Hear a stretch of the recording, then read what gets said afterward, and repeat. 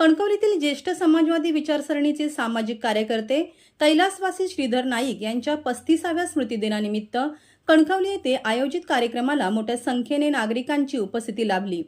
नरडवे नाका येथील श्रीधर नाईक यांच्या पुतळ्यास मान्यवरांच्या हस्ते पुष्पहार अर्पण करून अभिवादन करण्यात आले।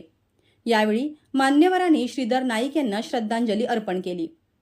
या कार्यक्रमाला माजी खासदार विनायक राऊत, माजी खासदार सुधीर सावंत, माजी आमदार वैभव नाईक, नगराध्यक्ष संदेश पारकर, ठाकरे शिवसेनेचे संपर्क प्रमुख अरुण दुधवडकर, उपनगराध्यक्ष सुशांत नाईक, काँग्रेस जिल्हाध्यक्ष अरविंद मोंडकर, राष्ट्रवादी शरद पवार पक्षाचे तालुका अध्यक्ष अनंत पिळणकर, नगरसेवक संकेत नाईक यांच्यासह विविध राजकीय व सामाजिक क्षेत्रातील मान्यवरांसह श्रीधर प्रेमी मोठ्या संख्येने उपस्थित होते।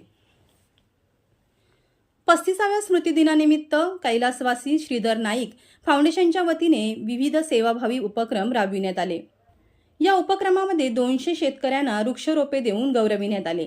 याशिवाय 80 रक्तदात्यांनी रक्तदान केले आणि शालेय विद्यार्थ्यांना गणवेशाचे वाटप करण्यात आले।